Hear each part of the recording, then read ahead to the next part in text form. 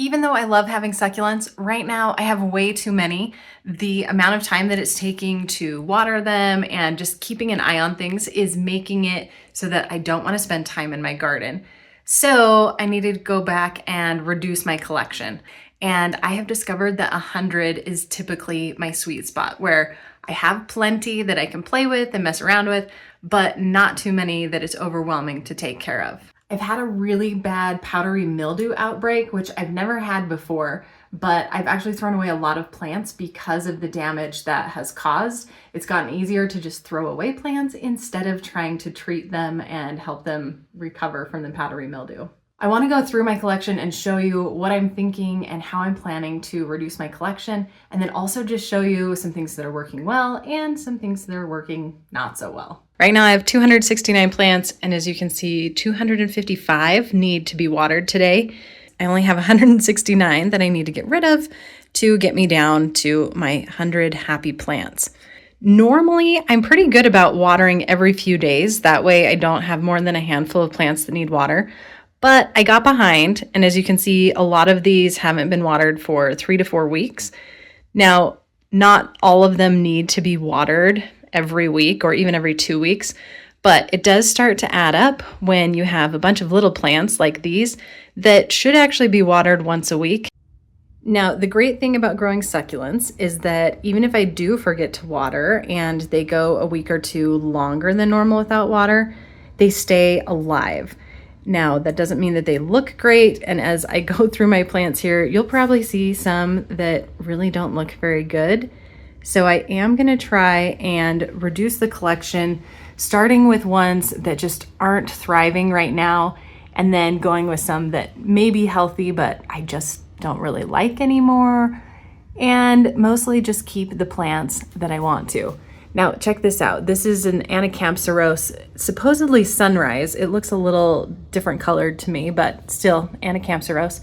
And I have never actually seen it flower before, but these flowers have been on for a few weeks, and I think they have actually dried out because I haven't been watering it enough. You can see the plant itself is a little bit underwatered here. So I'm not sure if I'm going to see those blooms or not, but I am going to get back into watering it, and hopefully that will help the flowers actually pop out. My Haworthia collection, Gasteria, Sansevieria, or Dracaena, I guess as they are now called, is doing pretty well. This is one that I have actually finally started repotting, breaking apart plants that have a lot of babies on them and separating them. So that has multiplied my collection, because something like this back here that was once one plant is now multiple. But I do love having these. I typically will sell some of these when I'm doing snappy pots at local craft markets. We have a big one coming up in November. So I do want to keep plenty of these low light plants, the Haworthias, the Gasterias, the snake plants, and that way I have plenty to sell at these markets that I have coming up. This shelf though needs to go, and it's actually the shelf that has the most problematic plants. On this shelf, I'm actually propagating a bunch of little Haworthias. They have had a lot of light and not nearly enough or frequently enough water, so they are not growing. That's a big task on my to-do list that I need to get back into being regular with watering those. I have this little split rock that I planted a few weeks ago, and it is really struggling. I thought I was maybe overwatering it, so I have stopped. But now that I look at it more closely, I think it might actually have powdery mildew right there. I may toss it and just get a new one. It's just not fun to fight powdery mildew, and once it spreads, it is really hard to get under control. I've been treating with some copper fungicide as well as hydrogen peroxide that's really diluted. I've actually been watering all of my succulents with water that has about a tablespoon per gallon of hydrogen peroxide mixed in.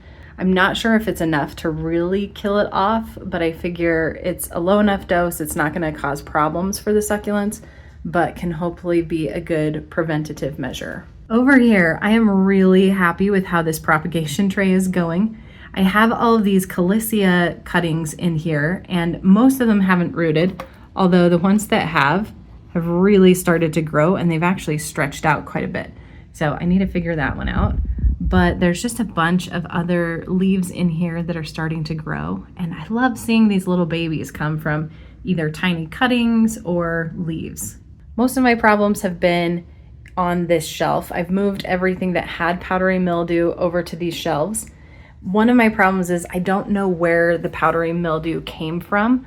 I got plants from 4 different places all around the same time, and I did not properly isolate them, so I actually have no idea where it came from.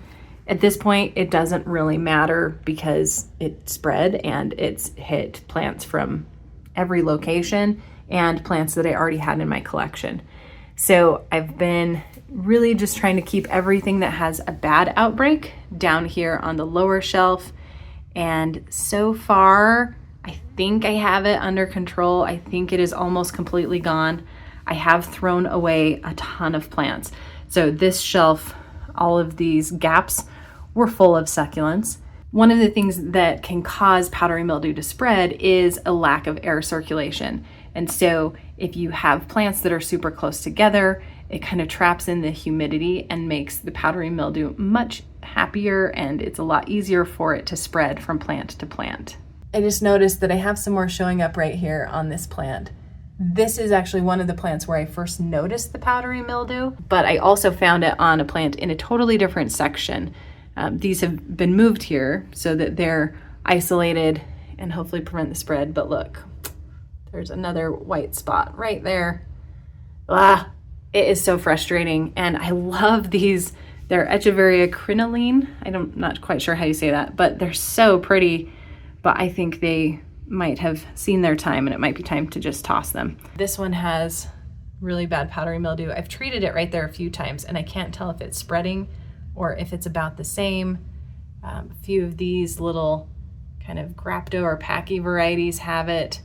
I really think I just need to toss everything that has it right now, keep watering with the hydrogen peroxide in the water, and hope that it stops spreading. Let's talk about some things that are making me happy in the garden right now. I have really liked having this propagation tray. So this is a plug tray that I just filled with soil after I took all of the plugs out of it. And then I've been putting leaf propagation and a few cuttings on it. And I like that I can individually control how much water each thing is getting. For example, this little sedum clavatum cutting, I actually overwatered it. But if it had been in here with all of these little leaf babies, it would have been getting water every day or every other day. As is, I was watering it about once a week, and that was still too much for it. So this one I think is actually ready to be potted up on its own. There's this cute little sedum burrito cutting, but I love how these leaf cuttings or leaf propagations are just growing so big, and the color is beautiful. Speaking of beautiful colors, I am amazed with these sedum nussbaumerianum. They just have the most beautiful orange color, and I love the deep orange like edges on the leaves with the lighter orange in the middle. These have done really, really well under the grow lights. I'm also loving these Graptovaria Fred Ives. Fred Ives is one of my favorite succulents. It's just a trooper. You can propagate it almost any way imaginable, and it just grows. So these do need to be watered a little bit more frequently, but it's fun to see those new little rosettes pop up. My string of turtles is another one that's done really well. I have it in a very shallow pot. I've been watering it fairly frequently, and it is loving life here under the grow lights. You can actually see a little flower starting to come up. But it's interesting to me to see the difference between the original leaves, which are a bright green, and these newer leaves, which are a darker green. And that's because it's getting so much more light under the grow lights than it was in the nursery. Here's a few projects that I need to work on. So these 3 succulents were all ones that I purchased from a local nursery. My plan was to do a lot of propagating with them, and I do have some leaves up on that propagation tray, but these really need to be repotted. This soil is super compact. The only way I've really been able to water them is by bottom watering. If I try top watering on the soil, the water just runs straight off. So I have to pull these out whenever I want to water them and soak them in water for a little while. I also want to cut off this aloe and try propagating it. You can see it's gone through different periods of growth. Right now it's really compact up at the top, but it's very spaced out at the bottom. It does have a really beautiful stress color to it right now with the pinks and the purples. It's almost a fluorescent pink, and I love how it looks. So I want to try chopping it up and see if I can both root the cutting and then get some new growth on the base. My little sedum burrito leaves are super happy. They could definitely use some more water right now to help keep them going and get them into that adulthood size. But I've been really pleased with how well they've grown with minimal effort. This is a container that I'm actually probably going to get rid of the plants from. I like these Adromachus crinkle leaf plants, but they just don't seem to love my care style, and they've not done super great in this container. So I'm going to keep this beautiful pot from Susanok and I'll just plant something else in it. I may actually move it down to the Haworthia shelf and put some Haworthia in it. But I might even get rid of these Sedum Adolphii or Sedum newspomeranianum. I do want to keep the little worm plant. That is one of my favorites, along with Crassula Tom Thumb. I just think they're so cute. So I'll probably pot those up on their own. This Kalanchoe Fang did not survive well, so that'll be tossed. I thought I would bring you along as I go through these plants and decide what to keep and what to get rid of. This is just an initial pass. I'm going to need to do this multiple times, but I'm going to start with the most obvious things. So 2 things I'm going to do as I look at these plants, I'm going to decide which ones do I need to toss and which ones need to be repotted. I'm going to take them off the shelves and put them onto a tray. One is to get rid of and the other will be to repot. And that way I can move all the ones that I know need to repotted down to a shelf. And that way when I have time to repot, I can just pull one from the shelf, repot it, and I don't have to think about it as much. So this one right here is not looking amazing. This is a Crassula perforata or string of buttons, and it just hasn't really ever perked up. I could probably do a deep bottom watering with it and it would refill, but it's just not a plant that's making me happy right now. So this one is actually going to go in the get rid of pile. This is a plant, a Dudleya, that was given to me in Arizona. And even though it doesn't need to be repotted in the traditional sense because it's like overgrowing its pot, it does need some inspection. It hasn't grown super well. This is a very different climate than just outside all year round in Arizona in extreme heat. And I've been wondering if it has some problems with the roots. So this one I'm going to put in my repotting area. That way I can uproot it, take a look, and see what it might need. This one is pretty straightforward. It's still in its original nursery pot. So this one just needs to be repotted into a new planter and some gritty soil. Now, I know there are people who would suggest that I should probably get rid of some of these itty bitty leaf propagations or these tiny little 2-inch pots, but I love them. So those are going to stay. However, this little Haworthia in the concrete pot is kind of having a rough go. I feel like it probably just needs a bit more water, but one of the issues with that is the concrete planter really absorbs water quickly. So this soil dries out usually within 24 hours, even if I completely fill it with water. So I'm going to go ahead and put this in the repotting pile, put it in a different container to help it actually get the water that it needs. And then I'll probably put something in this planter that doesn't like to stay wet so that it can dry out super quickly. This little guy is kind of struggling too. You can see it's kind of an orangey color, a little bit of red more so than a vibrant green. That's because it also is getting a lot of light and not quite enough water. So I'm going to put it in a slightly smaller pot just so that I can completely soak it, water a little bit more frequently, and have it still dry out quickly. And then it also won't take up as much space on the shelf. I think I'm going to go ahead and leave everything else on this shelf. Something that I am going to do though is move these little 1-inch pots so that they're up higher and closer to the grow light. That way their growth stays a lot more compact. So I'm just going to put them on like a little shelf kind of thing to make them taller. I'm also going to put them in the back just so they're hopefully a little bit less likely to be knocked off. With that, let's move on to the next section. Right off the bat, I know that I want to move these tiny little pots over to the other area of this shelf so that they can go up higher with their other tiny plant friends. This plant in the front, similar to the Haworthia that was in the concrete, just hasn't done super well in this kind of rock pot. Similar to the concrete, it just wicks water away from the soil so fast that this doesn't hold water for very long. So I am going to put this also in the repotting area and see if I can revive it. If not, it'll probably be one that I will give away or throw away pretty soon. This little pot right here is kind of my trash. I'm going to move it for now because I've actually wondered if this is kind of the cause of some of my powdery mildew spreading, if some of it is getting stuck in here. So I may put this on a shelf where I don't have any plants in the future. I'm thinking I might repot this one also, put it in magic succulent soil so it holds water a little bit longer, and put it in a slightly smaller pot. Back here, I have this Crassula rupestris, and I actually repotted it a while ago, and I did a little short video about it, but half of the plant is doing well, and the other plant is super dried out. So I want to repot this one, pull out the struggling one, and we'll see if I keep the struggling one or not. I always, see, this is my problem. Whenever I see stuff like this, I'm like, oh, this would be a great video to show you how to rehydrate a succulent. But I have a lot of stuff like that. And at some point, I also just need to let go of the plants. But it's surprisingly difficult. And that is why I have almost 300 plants instead of 100. I looked at this and I thought, I'm pretty happy with everything else that's here. But then I remembered I really want to propagate this one. So technically not a repot because I'm going to chop it up, and I guess I will repot the tops and put them in some different soil, but it's just gotten so leggy and stretched out. I want it a little more compact and get rid of these bare stems.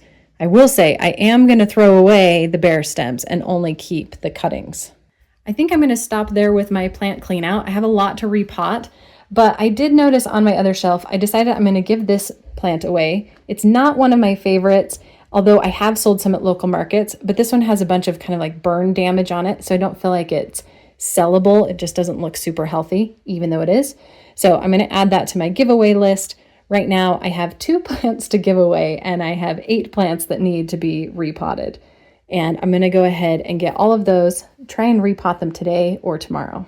All of these plants are ones that I pulled off of my walnut plant stand, and I'm ready to repot them.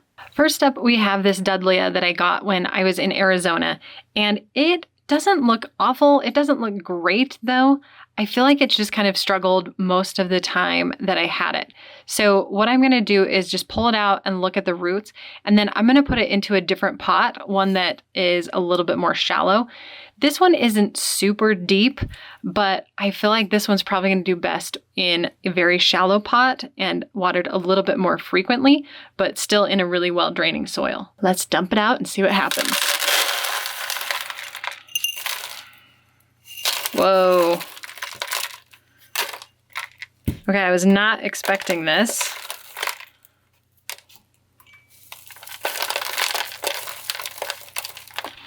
I think I know why this is having a hard time. It has this one big stem and a bunch of not very healthy roots at the bottom. So, I've actually run into this with my mangave in the past, where the top is growing and healthy, but nothing below it is really growing. I also can't tell for sure if I've got some sort of infection going on around the roots. Just doesn't look great overall. So I'm going to toss this soil, and I think I'm going to cut off the base here. There's a chance I'll lose the plant, but I'm going to cut off the base. I'm going to let it dry, and then I'll repot it in a few days. I'll probably put it on some gritty soil mix with a little bit of worm castings on top, just to kind of give it a little boost and hold some more water at the top. And hopefully we can get it to reroot and survive. And actually, as I say that, I think I might even put some rooting hormone on this as well. So let's start by cutting it off. There it is. Kind of looks like a little pineapple top. And I'm going to put some rooting hormone on it right now. I have not used rooting hormone very much, and actually I got this to use with some coleus that I grew last year and wanted to propagate from cuttings. Typically, succulents don't need a rooting hormone. Almost all of the time they will root very easily on their own. But this one, since it's just not grown super well in the past year or two that I've had it, I think I'm going to go ahead and put this on it just to give it a little boost. Just going to dump a little bit, whoop, that's more than I needed, in here. and then just tap that root in, or not the root, tap the bottom of the succulent in. And you can see now it is coated with a little white powder. I'm gonna let it dry out, probably 2 days, just to make sure it's really dried off on the end. And then I'll pot it up after that. I wanted to point out that if you have a succulent that isn't dying, but it's also not growing very well, I highly recommend unpotting it to look at the roots. A lot of times that will give you insight into what's happening with the plant, and usually from there you can figure out how to fix it. The reason why I wanted to start with that Dudleya is actually because I want to pot a different succulent into this. So I have this little guy that I don't have a name on. Looks like some sort of Sedivaria, Pachyvaria, some sort of hybrid, but I thought the colors were really cool. I love the purple, kind of pink and blues, and I want to put it into this pot because I feel like it just kind of mimics the plant really well. So I did go ahead and sterilize this. I sprayed the whole thing with isopropyl alcohol. I threw away the soil. I'm going to use fresh soil for this one, but I think just having sterilized the pot, if there was some sort of bug in there, we should be good to go now. Now, as I get ready to pull this out of the pot, you can see it is pretty underwatered here. I'm gonna water it after I repot it. Well, I'm gonna wait a day and then water it. But since the top is still pretty healthy, I'm not worried about it being too underwatered to handle the repotting. The soil is very dry, and I'm not actually seeing a lot of roots in here. What roots there are must be really thin. I can see, however, if I get in closer, there are some new roots coming off of the stem, which is probably a good indicator that this is underwatered. The tricky part for me is having it in this original nursery soil. It makes it difficult to water. If you are potting something or growing something in a more organic soil like this, you'll want to bottom water just to make sure water gets all the way through to the center. And with the setup on my plant stand, there's not a great way for me to bottom water plants in there. So I usually have to pull them out, find a bin, stick them in, and that's more work than I want to do. So this has definitely gotten watered less frequently than ideal. But once we get it potted in this beautiful Hammerly ceramics pot and put in some gritty soil, I think it'll do really well. Now, something that I need to keep an eye on is this was very tippy in this pot, partly just because it's top heavy, the soil is lightweight. So when I put it into this new pot, I need to make sure that I do so in such a way where it's going to be stable when I move it from this repotting area to its permanent home. I have a drainage screen in here, and then I'm just going to put a fair amount of soil in, maybe about halfway up. It looks like the roots will probably go about halfway down. And actually, I am going to take off a few of these lower leaves just so I can bury the stem a little bit deeper than it was before. And normally these leaves should propagate, but because they're so underwatered, I'm not sure that they will. But I'll probably just throw them on one of my propagation trays and see what happens. I think that should be good. I don't want to bury it too deep, but I'll probably go to about here so these individual stems are buried.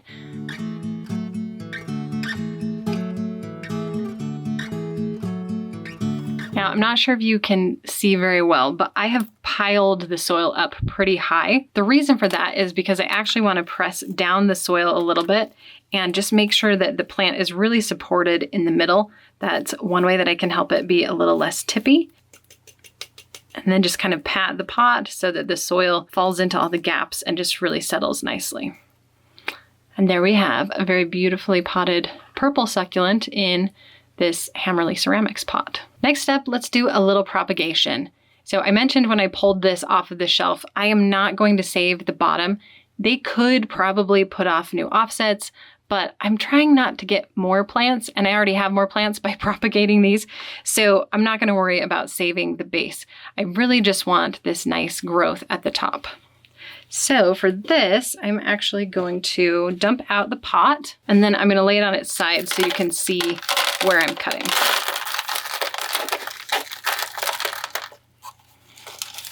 All right, we'll just go with that. The soil in there is pretty compacted. I think it's mostly, yeah, there is some bonsai jack in there, so it has gotten a little compacted over the last 4 years or so that I've had this in the same pot. But in terms of propagating, I am just going to cut so that I have a little bit of a bare stem that I can stick into the soil and then have the leaves right on top. Just like that. And just because I'm curious, I want to see what the roots on this look like. All right, there we go. Not great. They're a little dry and wispy.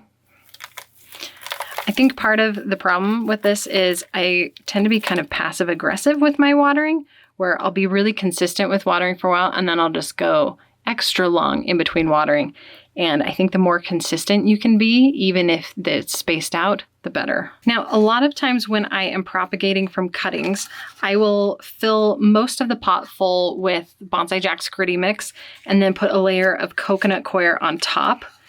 However, since my friend Andrea created this magic succulent soil, I actually want to try propagating the cuttings directly into it.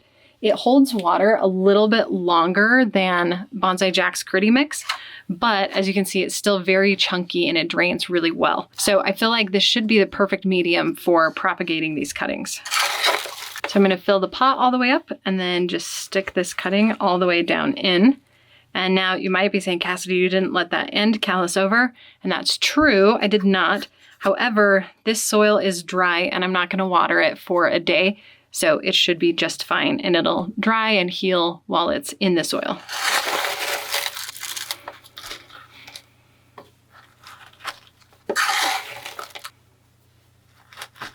And there we have 3 happy little kalanchoe fitted something or other, or rainbow kalanchoe. I think these are actually lavender scallops is the cultivar. They don't quite look like the traditional lavender scallops. I think they lost some of their color.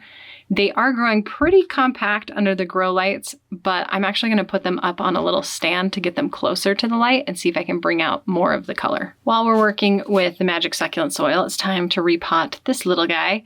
So this has been in this rock planter for several years. I'm just going to pull it out. Whoa. I don't think that's good. All right, so after doing some research real quick, it looks like this is a type of fungi and likely occurs from the soil not drying out quickly enough, which is interesting because this pot actually wicks away a lot of soil. Supposedly this is not problematic, but it kind of grosses me out, so I am actually going to just toss this one. If you know more about what that is though, feel free to chime in the comments because there's a good chance that some of the other planters I have that are rock or concrete like that have the same thing. So let me know what I should do. All right, I'm gonna go ahead and pull out this little Haworthia. Ooh, okay, this is a good sign.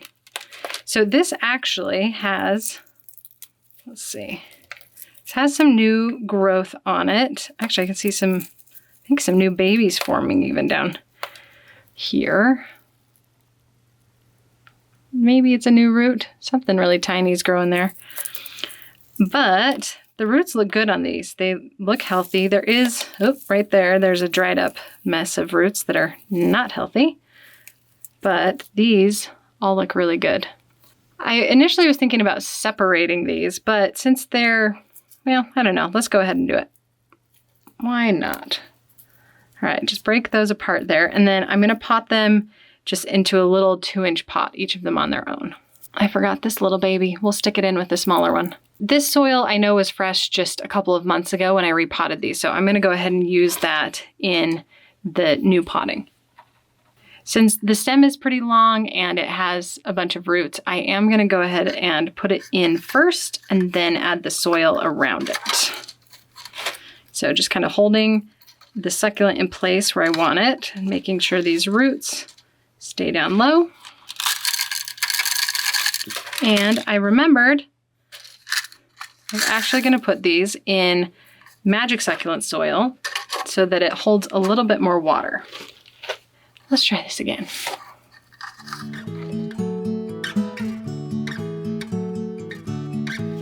Now, if you're wondering why I'm putting it in magic succulent soil, under the grow lights, my Haworthias get a lot more sun or light than they typically prefer. That's kind of why you can see this reddish outline that's a stress color.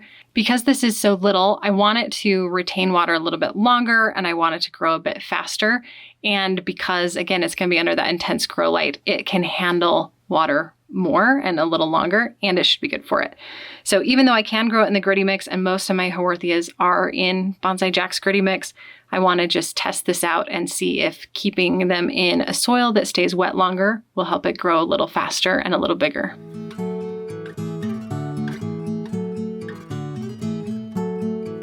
All right, and there's that one. I remembered that I wanted to put this little baby in with the smaller cutting or pup. So stick that in there. If it grows, great. If not, oh well. Let's do another root examination. So this rupestris, half of the plant looks good. The other plant is severely underwatered, even though they're in the same pot, so they're getting the exact same care. My guess is that this healthier one is kind of choking out the one that is not as healthy, and possibly that it has some rotted roots. Ooh, the whole thing kind of just doesn't have roots. Oh, wow, this is really interesting. This is not what I expected to see at all. So I expected to pull out 2 plants like this. However, I expected that one of them would be dehydrated and one of them would not be. But they're both. This half is healthy. This half is underwatered. And you can see they just come right to the same base. Super fascinating. And then the same thing on this one too. 2 healthy stems. Ooh, maybe 3. Oh, wait, hold up. All right, this stem is healthy and totally detached on its own. This stem is not so much. It's got a little bit of both actually. Plump, not plump. So I'm gonna do something totally different than I had planned. I'm gonna chop all of these off. Since they really don't have a lot of roots, I'm just gonna cut them all off and let's do some more magic succulent soil experiments. We're gonna stick them all in there. So I do wanna leave enough stem that I have something to put into the soil, but I don't want a ton of stem.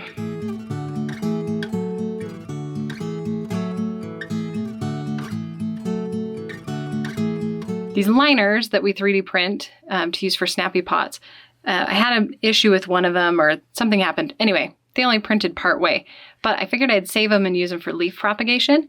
I'm actually going to use them for these stem cuttings because I would like for them to just get roots and then put them in something bigger. But when you're propagating from leaves or even with cuttings, you really don't need soil all the way down. You don't need that depth. And the problem is the lower part stays wet longer. So I'm hoping if I plant these in here with the magic succulent soil, they'll stay wet for a little bit and then dry out. So we'll see how that goes. I'm also going to divide the cuttings up, put the dehydrated ones in one pot and the plump ones in another pot. And similar to the kalanchoe cuttings I did earlier, I'm just going to stick these right in. The soil is dry. This is a really, really tiny stem. It's going to dry out very quickly. So I'm just going to stick this down in, looking for all the dehydrated ones.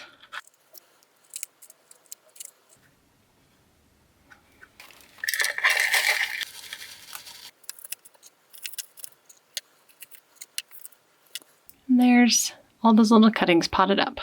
Since we just did some tiny things, I'm going to do this tiny little sedum clavatum. And you can see there's a little baby right here that's growing off the stem. This was a cutting that I took. It doesn't have a lot of roots, but it has enough that it has been getting really well watered. I just wanted to put it on its own and help it hopefully be in a grittier soil and drain a little faster. So this one I'm going to put into Bonsai Jack's gritty mix in a little 2-inch pot.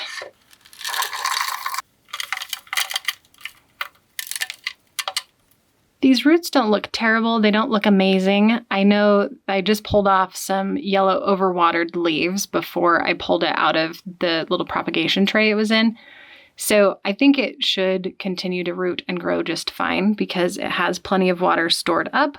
And I'm probably going to leave it for a few days without water in its new habitat. So hopefully I don't end up overwatering it and causing it to rot more. I am also kind of tipping it to the side when I put it in so that baby has some room to grow and it's not going to get buried by the soil. And then this bigger piece will just kind of curve up toward the light. There it is. As with the others, like I said, I'm going to wait at least a day, but with this one, I'll probably wait about a week before I water it again. This is a truly messy potting session, and it's really normal. This is how I usually do things. It's just stuff everywhere, kind of pulling from one to the other. I do like to reuse soil if I can. I am very careful if I think there's even a chance that a succulent has had some sort of fungus or mealybugs or anything like that. I won't reuse the soil, I'll just toss it. But other than that, I tend to just reuse it, and then I'm starting to use worm castings as an additive to kind of replenish the nutrients that would have been in a fresh soil. The gritty mix doesn't have a ton of nutrients in the first place though, so I don't feel like reusing this soil is very problematic in that sense. So let's go ahead and dump this out. Oh, good. Whoa, this has even more roots than that first one we did. These look great.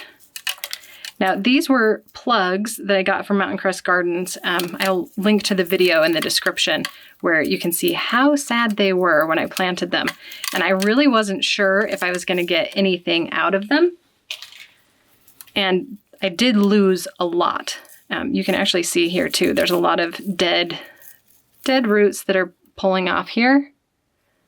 And nice, glossy, healthy roots. Let's go ahead and put these all on their own too. All right, since these have nice long roots, again, I'm just gonna stick the plant down in and then pour soil around it. Except I don't have a place to set it. All right, let's pull these out. This is really normal. However, I do really like working in this container because it keeps everything tidy. So for how messy or chaotic it may seem, it's a lot less messy than if I was just dumping soil right onto my working surface. I should have put these, well, we'll have this be a little test. I was gonna put these in magic soil, but I'm just gonna use this recycled soil and we'll see what happens. So I'm gonna set these aside. I almost always use Bonsai Jack's Gritty Mix, like I said. So anything that I put into Magic Succulent Soil, I always tag it when I put the plants into the Succulent Tracker app. And that way, when I'm unpotting, I know if the soil is different, but it also helps if I do a little experiment, like with these, I can see which ones do better. We have two little stressed out Haworthias that will hopefully recover quickly. All right, we're down to the final plant that needs to be repotted from this group. This is a Haworthia, I believe it's Mutica, and it's also been in concrete, so I'm curious to see. Actually, I'm gonna use a different container. One moment, please. Just in the event it does have that fungus that we saw on the other one. I just don't know that I want it mixed in with my other soil that I'm reusing.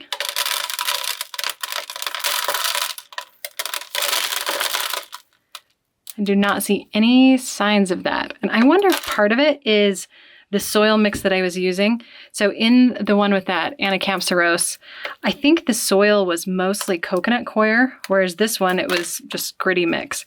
So I would imagine that also helped it dry out faster and maybe prevented some of that fungus from forming. Hard to say because it's all new to me. Okay, this, I was planning to just pot it up, just take this whole thing and put it in a bigger pot. But some of these babies are coming off. So this bigger one came off, and look at the roots on that thing. It's great. But this little guy is also separate and has some roots. So I might give it its own home. Everything else here just feels a little too small to pull off right now. So let's go ahead and up pot this. Stick it down in a little 3-inch pot. I have a feeling this one is going to really take off over the next few weeks and months, just because it has more space to grow. I don't know if it's actually going to have more water or not. The concrete pot does really just suck a lot of water away from the soil and cause it to dry out quickly, which is great for succulents, but Haworthia, especially if they're stressed under grow lights, can tolerate a little bit more water. So I think it's going to do a lot better in this pot than it did in the concrete planter. And our final little 2-inch pot with these baby Haworthia that have massive, massive roots.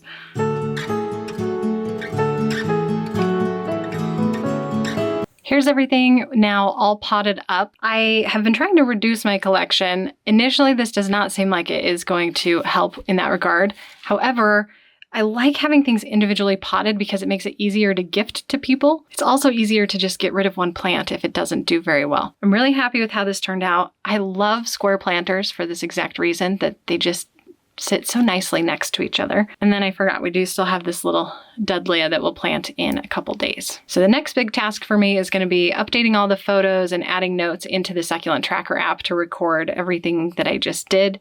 So dividing these Kalanchoe, dividing the Haworthia, dividing these Haworthia, repotting, lots of different things to do here. I'm going to go ahead and show you that process of updating these plants. That way you can kind of get an inside look at how I use the succulent tracker app. Earlier, I moved these all into a location called Repot, and that way they would all be right here and easy to access. The first thing I'm going to do is actually just add a note to this Anacampsa, and then I'm going to go ahead and put it in the memory garden. You can just delete things forever. I kind of like having them in the memory garden. That way, if I ever want to, I can go back and look at them.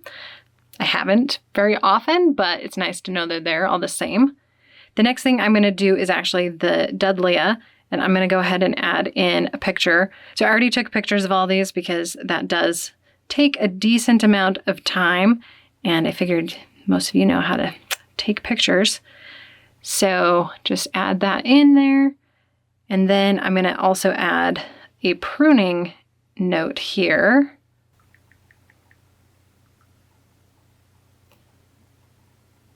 Oh, and actually I'm going to go back and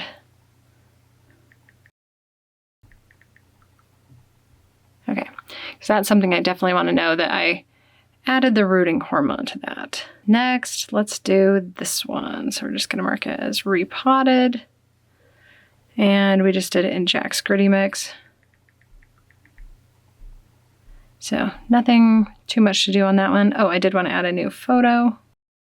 And something that I have thought a lot about as I add all these plants is I would love to have like really awesome looking photos of my succulents, but I have so many. It feels like it would take too long. It probably wouldn't take as long as I think, but it feels like it would take a while. All right, so with this one, I am going to do pruning.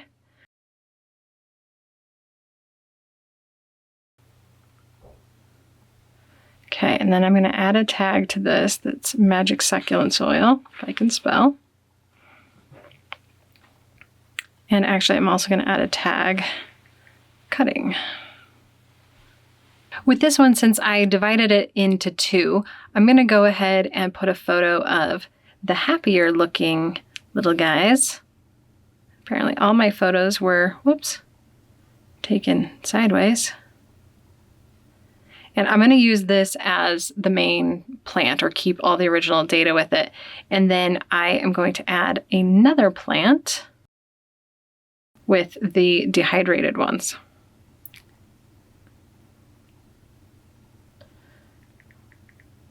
Crassula, rupestris, and then I'm going to go ahead and put this in the repot location just because that's where it currently is.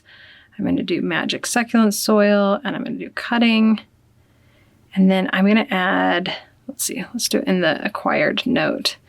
I'm going to just put in here that these were cuttings from another plant. Let's see, anything else? I'm not going to add a watering schedule because I'm just going to look at it and then it'll pick up the average. All right, let's do this Haworthia. So this Haworthia is the same where I divided it. So I'm going to put the big one right here as the main plant, and then I'll create a new listing or entry, so to speak, for the other one. And I'm going to mark that I repotted it. Okay, that one just went in regular soil. So I think that is all for it. Let's just go ahead and add the other one while I'm thinking about it.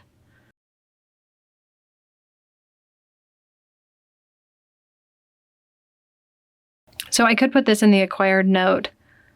There's a lot of different ways you can do it. There's no right or wrong way. I think that one is good to go. All right, let's do these little divisions.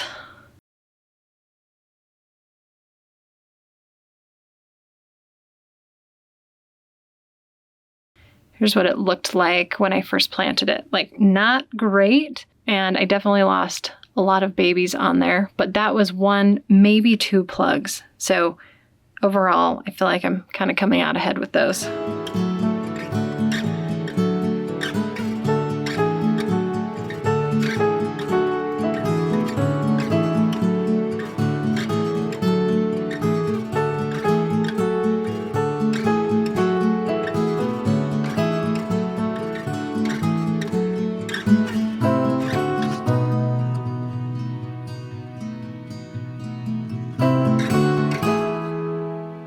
It did take a while to get all of these put into the app, but it is so much easier down the road because then I don't have to remember when I repotted, when I pruned, and I can easily see the photo history on the ones that I have multiple photos of. So there's a lot of advantages to having all of this here and not stuck in my brain, especially with now I'm up to 271 plants. I just can't keep track of everything otherwise. So this has been a game changer for me and made succulent care so much easier. If you haven't already, I highly recommend giving it a try. It's free to use for up to 5 plants, or it's just $3 a month or $30 a year. I promise though, it will make taking care of your succulents so much easier. It'll free up space in your brain so that you don't have to think about your plants.